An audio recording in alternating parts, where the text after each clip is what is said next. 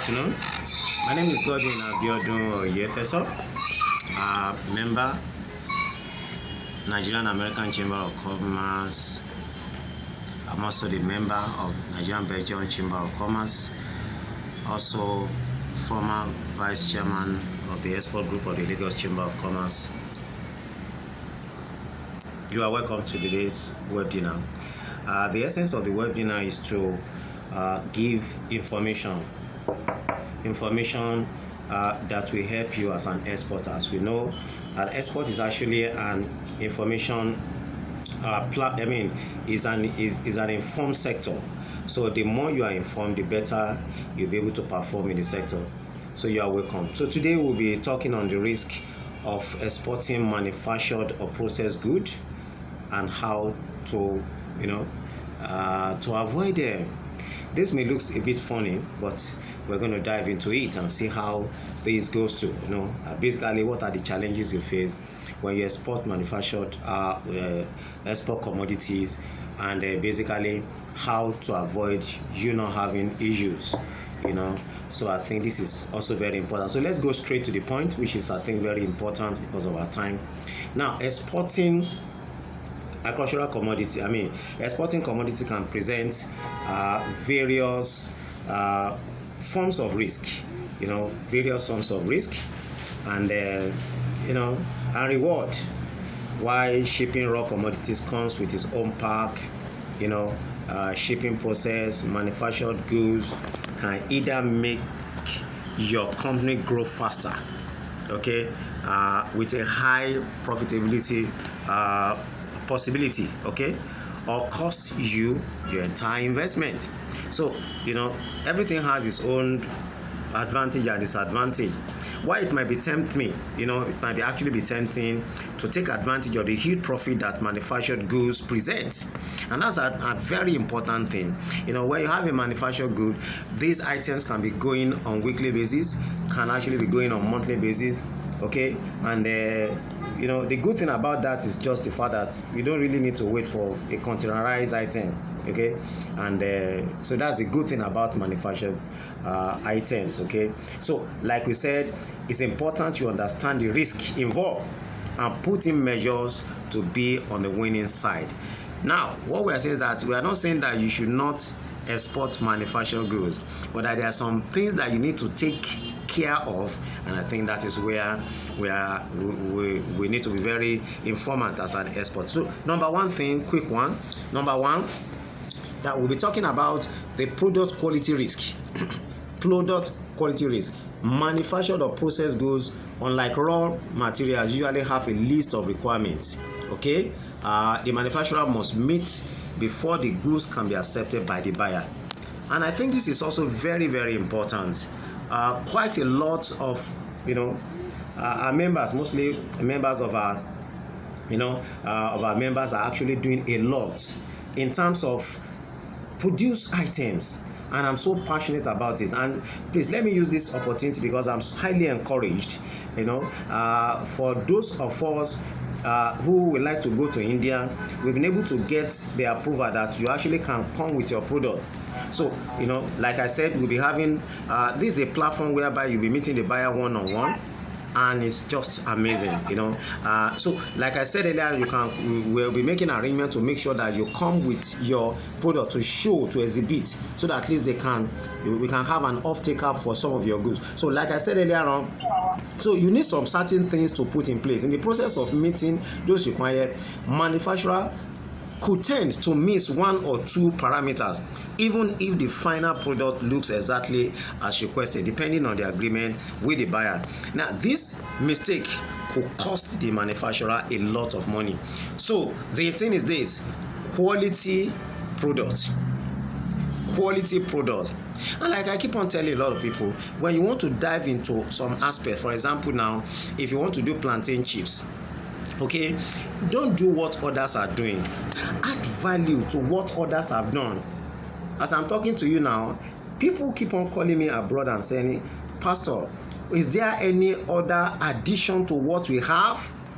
So everybody is looking for something in addition. Don't let us just want to do things. There are quite a lot of buyers.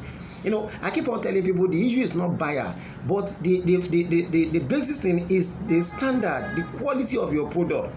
Once that is there, be rest assured that, so make sure that how to avoid the risk is to make sure that you meet up the quality requirement.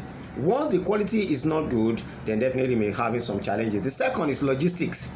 Okay, some manufactured commodity require a special care.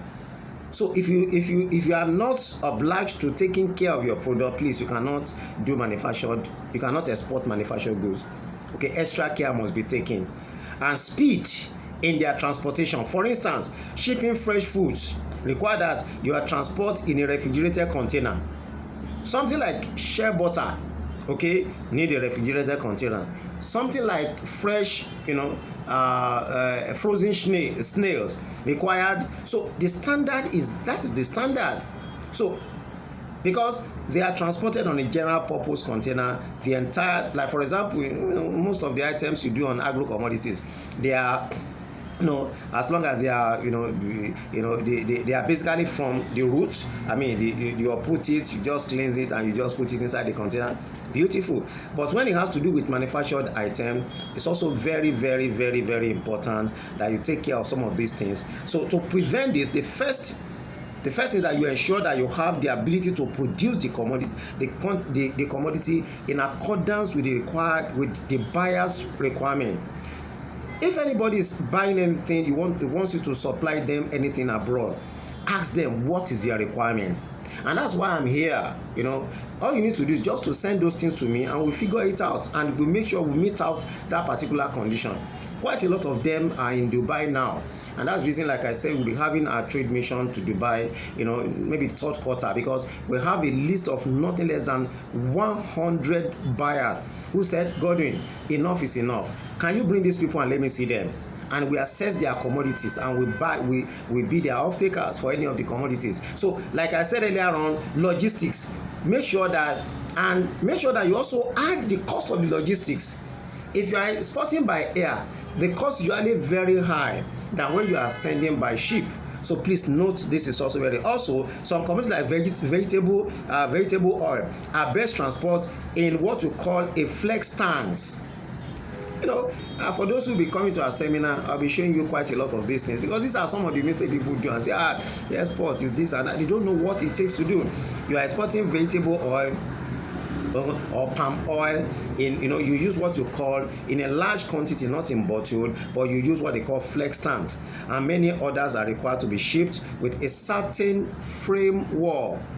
If you are doing a manufactured commodity, please, there is nothing like maybe next week, maybe next time. No, they give you a time. You must meet up the time, because the buyers are always waiting to buy those commodities. So frame time and the quality of the product required should not have dropped. You don't drop what you do. If the standard of whatever you have should remain like that for the next 5-10 years. Okay, don't change. It can be better, but it cannot be lower. So like I said, very important, these aspects should not drop in the process, affecting the turnout and the value of the commodity to the buyer. Now, before you go on to manufacture or process any raw commodity for export, you must ensure that you have a logistics system in place that can get the good delivered on time. Time is a factor when it comes to manufacture item. You are doing kuli, that is the groundnut, cookie. We call it groundnut cookie. Okay. You are doing plantain chips, or you are doing potato chips, or you are doing roasted groundnut. See, so all these things, time factor, they need it weekly, monthly. Please, these are very, very, very, very vital. Okay, so like I said earlier, before you go into it, make sure that you are a time conscious person. But once you know you cannot keep to time, manufacturing items may be very challenging. You must ensure that you have a logistics system in place that can get the goods delivered on time and in the right way to avoid compromising values. So this is also very, very important. The third one, which we are going to look, is the border control and sales law. Border control and sales law. Now, various world ports has their local policy. Okay, licensing tariff.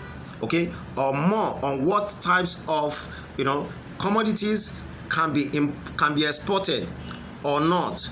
So the first is that's the reason at times when some people tell me, oh, I have something from what I say, please, which country? Can I see the documents? So that I can tell you, the system in a port of Florida, which I've been to, several times, beautiful place, is different from what you have, in Malaysia. It's the same. It's also different for what's in Bangladesh. It's also the same. It's also different for what is obtained in India. It's also different from what is in Vietnam or Brazil. Every country has its own model, in their port system. So we need to let you know that this is what's obtainable, so that you don't have a kind of demurrage that is charged on what you are also exporting. Okay, so like I said, and the cost to be imported. So beyond this, you also have a sales and distribution law that can determine if the commodity can be sold or not in their respective country. There are some countries that if you are selling a particular commodity, when you export that commodity, they will not allow it to thrive, because they want to help their retail sector. Now let me give you an example. Do you know a lot of people are having problem in Ghana today because Ghana law says that you should not some manufacturing should not be retail, and you produce something in Nigeria and you want to go and be selling it in pieces in Ghana, they are going to strangulate your product. So you always must know their law. Now, I was in Belgium at the time, and we entered the place. It was very funny. I was to, my friend was to buy me a suit, and I said, just one. The man said, oh, I thought it's 12. So the man now said, please quickly pay now and go, because if the people who are doing routine check come and discover you buy one, it's going to be charged seriously on it. So that sector, there's some sector that is mainly for retail item. So definitely they will not allow you to sell in that particular terrain. So like I said, find out what licensing requirements must be met, what the custom duties are, what it will take for you to legally be able to distribute the commodity in the market. Nigeria is a very great country. It's only in Nigeria you see Chinese. They will put Ankara lace on top of their head and be hawking it. You dare not try it in some countries. Those are retail. And when you are giving foreigners your brief of retail, your retail sector, which is the last sector, will be strangulated. So they don't do it. So please, so like I said earlier on, if they are simply exporting to an importer, then finding out all the information is the buyer's obligation. But if you plan to break into the local market, you need to gather as much information as possible as you can. Please note this. Now, another very important, the fourth one, is currency exchange rate fluctuation. When either importing or exporting, you are very likely dealing in the US, the USD, that is the US dollar, and as such, it will be converting from and to any local currency. In this situation, it's important you understand what direction the currency are dictating towards and plan to hedge properly against any sudden fluctuation. You could do this by seeking financial advice. And that's what, if you're a member of the Success Edge Exporters network, you just need to, those are part of a lot of mentoring and advice, so that you don't make mistake. Like somebody just called me now and I'm trying to give, somebody ordered something from Dubai, it's soya beans, 50 tons by air now, and we are selling. So we try to see what we can do to give the freight and calculate everything, so that we know whether the guy is making profit or is not making profit. So very important, you need to look at the currency rate. You could also do this by seeking financial advice from us, or better still, secure an export credit license policy that will protect you from any sudden currency. So export license, export credit insurance policy is part of the provision that Nigerian Import-Export Bank provided. Okay, so you can also that, and it's also free. You don't need to pay money to get that. Now, the last one, which is very important, is shipping a product few people want. If you are exporting manufactured products as a strategy of expanding your product line into a foreign country, it is important you first do highly detailed market research. Highly detailed market research in that country by an experienced local consultant, to determine if the people truly want what you have to offer, or what size of the market is available for you to take advantage of. Don't just dabble into anything. Ask whether that thing is in high demand. For example, there are some countries like US and UK where we have almost about 5 million Nigerians living there. Anything you export from Nigeria to those places will almost be. For those who even came for our seminar, the last program we did, we showed them a situation in the UK market, the African market. Do you know what they did? For those who cannot afford to buy one whole yam, they have a station whereby they cut the yam into two. People couldn't believe it. I said, wow, just one yam they can cut to two. Yes, because it's very expensive. So like I said earlier on, these things are also very important. So make sure you know the size of the market. Shipping nice and flashy products can be tempting, but without a specific target market and effective strategies to take advantage of, you might export products that either struggle to sell or end up as loss on your balance sheet. So these are very important things that we need to look. Let me just do a quick highlight. Risk of exporting. That is the risk you need to take care of. The risk you need to take care of when you're exporting, a manufactured or processed good, and how to avoid them. We told you, number one, please look into the aspect of the product quality risk. Make sure the quality of the product is super. Number two, you also need to look at the logistics. Normally manufactured goods goes by air, and make sure that you do your cost margin effect to make sure that you still make good profit. Now, the logistics, make sure also, like I said earlier on, for those who are doing palm oil in carton or in kegs, there's what you call a flex tanks that you need to use, and very, very important. So make sure you use the right thing. Logistics, very, very important. Then we also talk about the aspect of border control. US has its own border control system, UK has its own border system, Australia has its own border system, Vietnam has its own system, Ireland, have everybody. So it's also good you studied what is their border control and sales law, so that you don't just sell what already somebody is producing in that country, which is making the economy to thrive, and you are bringing your own and you are lowering the price. Definitely they will not allow such things to stay. Then currency exchange fluctuation is also very important, and we also look at shipping a product a few people want. Don't ship look at what people love. Do your market research. Don't just dabble into the aspect.